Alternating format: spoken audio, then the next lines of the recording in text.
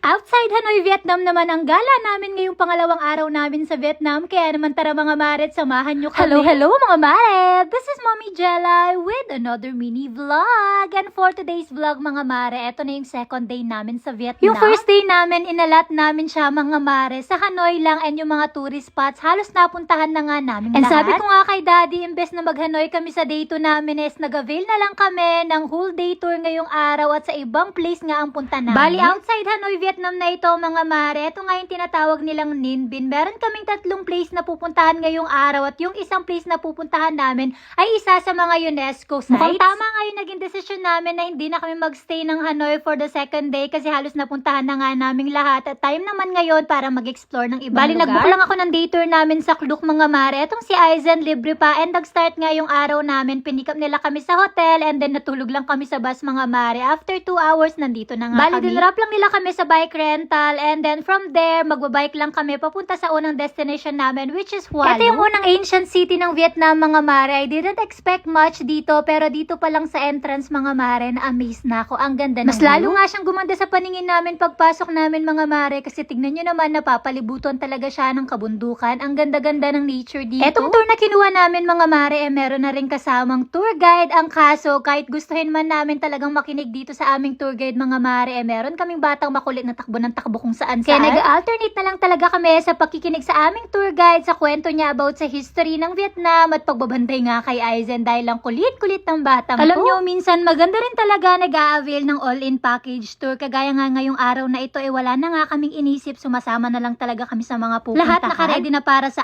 amin. Pipick upin kami and then pagkatapos naman ihahati din kami sa mismong hotel namin. May re-recommend ko ang mag-avail ng mga ganitong package especially kapag outside center yung pupuntahan nyo or kung mahirap yung transportation doon. Ito namang tour na in-avail namin mga mare, small group tour lang kami. Merong mga big group tour, mas mura yon pero mas pinili ko na yung small group tour para mas ma-enjoy namin. Nagkukwento pa ang aming tour guide dyan mga mare, hindi na kami nakikinig dahil itong si Aizen nakikipagkulitan na sa amin. Akala ko nga maboboard si Aizen dito at maghahanap siya ng ibang way of entertainment pero hindi mga mare, nag-e-enjoy si Aizen dito, na-e-enjoy niya yung environment dahil iba sa nakasanayan niya. At kahit kasama kami sa group tour mga mare, hindi naman namin lahat sinasabayan yung trip ng mga kasama namin sa tour. Kagaya nga nito, sobrang haba ng pila, hindi na kami pumila. Meron pa kasing gagawin dyan dun sa center, hindi na namin inalam kung ano mga mare dahil iba ang trip ng anak namin and mas gusto naman namin na sundin yung gusto niya. Na-realize kasi namin mga mare na mas maganda na ini-involve si Aizen sa mga kagustuhan din niya at hindi lang sa kagustuhan namin kapag nagtatravel. Bali, naghintay na lang kami sa mga kasama namin and then nagbike ulit kami, pabalik naman kung saan namin kinuha yung mga bike namin dahil dito rin pala yung lunch buffet namin. In fairness naman sa buffet nila mga mare, siksik-liglig umaapaw, napakaraming mga choices. After ng lunch namin, pumunta naman kami sa aming pangalawang destinasyon. Ito yung isa sa mga UNESCO World Heritage. Nung naghahanap kasi ako ng lugar na pupuntahan pa namin sa Vietnam, marami akong napanood na video, especially sa TikTok na nire-recommend nga itong place na karamihan nga sa mga TikTok videos na iyon, ito nga daw yung naging highlight nila. Pero pagdating namin mga mare, grabe, umuulan. Sumakay lang kami ng bangka mga mare, maliit lang yung bangka and sa bangkang sinasakyan namin, 6 nga kaming katao. Pang-6 si Aizen, maliit lang naman siya, pero ayun, 6 kami. Ito nga palang boat tour namin mga mare, inaabot daw ng 1 hour and 40 to 50 minutes. Depende lang din talaga sa takbo ng bangka kung gaano kabilis o kabagal. Yung sa amin, halos medyo mabagal lang siya dahil matanda na yung nagro-row ng Ito nga palang pinupuntahan namin mga mare is yung Trangan Landscape At dahil nga kasama ito sa mga listahan ng mga UNESCO World Heritage, aasahan namin na maganda talaga itong pupuntahan namin and grabe mga mare, maganda nga talaga. Iilan lang yung nasa listahan ng World Heritage sa buong Vietnam mga mare and kasama nga ito ang talagang namangha naman kami sa landscape. Bali mga bundok-bundok siya mga mare and sa ilalim napapaligiran siya ng katubigan at maraming mga kuweba. 5 kuweba nga yung papasukin namin ngayon. Yung isa ay yung napasukan namin, kakaunti lang siya, hindi siya ganun kahaba at eto nagpapadal na naman kami papunta sa susunod na lokasyon. Imagine niyo sa gitna ng mga kabundukan at katubigan dito mga mare meron ngang temple sa loob at talaga namang napakaganda rin ng templong ito. Hindi na namin inaalam yung history nitong temple na ito mga mare, talagang ini-enjoy na lang namin yung view dahil sa view pa lang talagang solve na solve ka Tignan na. Tignan nyo naman itong napakaganda naming view mula sa temple mga mare. Imagine niyo kung paano nagkaroon ng temple dito, talagang nakaka-amaze lang ba? Na-curious pa rin ako kung ano yung itsura nito sa loob mga mare kaya pinasok pa rin namin at eto nga yung itsura niya, puro ginto at napakalalaki ng mga vase. Hindi lang isang temple yung meron dito mga mare, eto pa nga yung pangalawa pero hindi namin lahat binababaan kung ano lang talaga yung kaya kaya namin, especially may kasama kami bata. Eto na yung pangalawang kuwebang papasukin namin mga mare. Grabe, medyo madalim na ito at mahaba-haba siya, kaya naman ayan may mga pailaw na sila. Sa pagkakaalam ko nga mga mare, kung tama yung pagkakatanda ko, eto yung pinakamahabang kuwebang pinasukan namin. Nag-range siya ng 250 meters. Grabe, ganun kahaba yung kuweba dito mga mare. And sinasabi ko nga sa inyo, hindi lang isa kundi 5 ata yung kuwebang pinasukan namin dito mga mare. Inikot-ikot lang talaga namin pero sobrang lawak nito. May mga ibang stopover pa mga mare for picture taking. Kinukwento nga rin pala ng aming taga-bangka yung story nito. Ang kaso hindi kasi namin siya masyadong maintindihan. Super local na kasi talaga siya mga mare and wala siyang English word na alam. Kaya naman talagang parang nag-guessing game lang kami sa kinukwento niya. Pero na-appreciate pa rin namin yung taga-bangka namin dahil kahit matanda na siya mga mare, pinipilit pa rin niyang magkwento ng history nito ngang lugar na ito at kahit hindi niya kami maintindihan at hindi rin namin siya maintindihan, nagtatry pa rin siya. Nakaka-good vibes pa nga siya dahil talagang lagi siyang nakasmiling yung face. Ibang mga pinasukan naming kuweba mga mare, medyo mabababa na at kailangan mo talagang yumuko. And finally, after 1 hour and 15 minutes, grabe napakahaba ng boat ride na yon pero nakaka-enjoy talaga siya. Bumaba na rin kami kung saan kami nag-start kanina mga mare and babalik na nga kami doon sa sasakyan namin. Bali, aantay na lang namin yung iba pa naming mga kasama. So habang nag-aantay naglibot-libot na lang muna kami. And para naman sa pangatlong destinasyon namin sa tour na ito mga mare, naku, walang kamatayang hagdan ang aakyatin namin. Bali, parang hiking ang magaganap dito mga mare. Ang kaso puro hagdan lang talaga yung aakyatan namin. Pero pagdating namin sa taas, napakaganda raw talaga ng view. Nakalimutan ko nga yung pangalan nitong lugar na to mga mare and grabe naman talaga sa ganda ng view. Hindi pa namin naaakyat yung pinakatuktok dyan mga mare. Ang ganda na nang nakikita namin. Bali, dalawang part ito mga mare. Ayun sa kabilang nakikita nyo, parang 350 steps lang ata yan. Makakarating na kayo sa tuktok. Pero pinili pa namin yung 480